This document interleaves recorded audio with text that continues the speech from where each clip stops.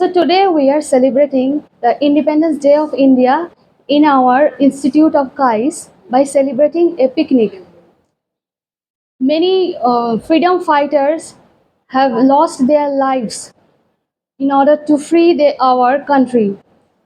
It was just nearly about 200 years the British has ruled over our India, and through the bloody revolution as well as non-violence, the people, the freedom fighters sacrificed their lives.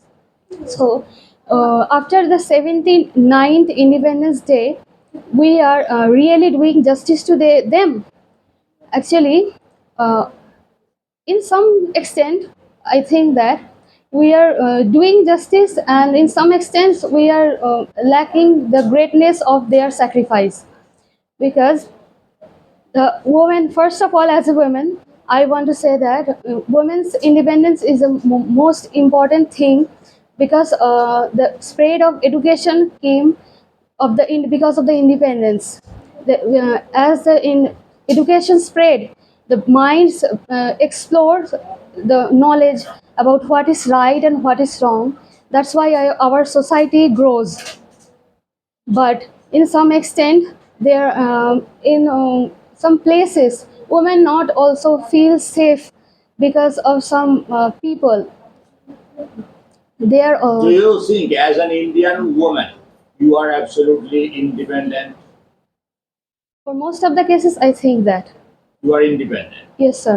in your Because personal life, at least. yes, previously women are not allowed to go outside by their own. Even in their homes, they put on veils, and outside the inside of the house, they also being kept.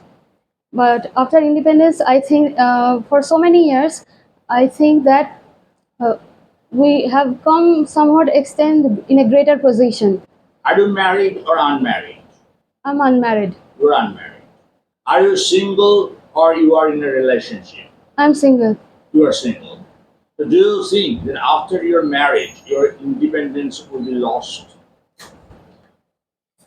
Actually, I have the power to choose my life partner. I have to think about my independence and how to continue these things. Obviously, I don't take the chance and get the nasty things with the power of the independence, because I have also the What are the criteria that you are going to adopt in order to choose your life partner? the criteria of the life partner. He first of all, he must have to discuss things with me before taking decisions, as I am going to uh, discuss things with him before taking a vast decision. Also, the compatibility is a great thing that connects to people to soul. Marriage is all about connecting two people, not just two families. Also, two people, and also the peoples of their families also. And we have to respect uh, both of the side in and also at the same time, self respect is also important. Self-respect. That's Yes. what you mean. Okay. So as you are now in your father's house, you are getting the taste of independence. Of course, under your father's supervision. But after your marriage, you will be away from your father's house, and you will be in a new home, and that home is, of course, run by your mother-in-law. Do you think that it will be possible for you to maintain a very good rapport with your mother-in-law? Even if the both of the parties are able or wanted to become together, no matter what, they will try and fix everything. Do you know that there is a traditional quarrel between the daughter-in-law and mother-in-law? Yeah, yes, sir. You know that. How is it possible for you to resolve that problem? Previously, it was in a greater. Previously, it was a greater deal. The mother-in-law used to things put on the daughter-in-law, But nowadays, as we live in a modern society, the tradition also getting changed. The mother-in-law is also trying to capture the essence of what modernity is, and also the daughter-in-law uh, uh, tries to accumulate herself. In your father's house, if one morning you wake up late, say at 10 o'clock, your parents will not mind much. But had it been in the house of your husband, your mother-in-law will not, of course, accept that in the same way. Will react in a very adverse way. So, how do you see that it is possible for you to find a similarity between your mother and the mother-in-law? First of all, the thing is, I have seen many times, so many. So first of say, the thing is, I have seen nowadays in the social medias that become not this daughter-in-law, just become their daughter. Try to become, and they will give the love as much as possible, and you have to give love as much as possible. What you are saying is completely theoretical, bookish, But but how far practical?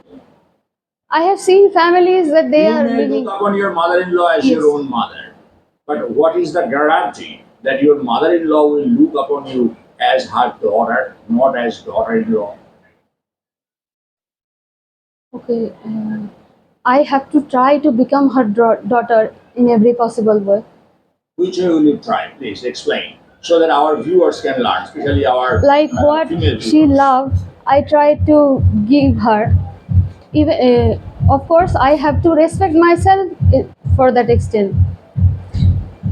My respect is the first thing, and without harming myself and others, as much I can do, I will do for her. You'll do for your Her, mother-in-law. Your yeah, mother-in-law. her. Now, when there is a quarrel between you and your mother-in-law, and that is very likely, if your husband takes sides with his mother, with your mother-in-law, how will you react? If every time he will side with the mother-in-law, it will also upset me. But if it's radical, then it's okay. No, do you want your husband to take sides with you? Of course, Will he not be called quote unquote Zuruka Gulam, a henpecked man? I am saying that which is logical, he should pick this side. How is it possible for you to decide what is logical? Because when you are angry with your mother-in-law, you think that the cause for which you are angry with your mother-in-law is very much logical. But your husband may not think that. That's why I'm saying that if it's getting irregular, that's become a problematic situation. What is the secret to a happy conjugal life? The compatibility, the understanding of each other, also with the family members also, and I think that. Thank you very much for the Thank you, interview. sir.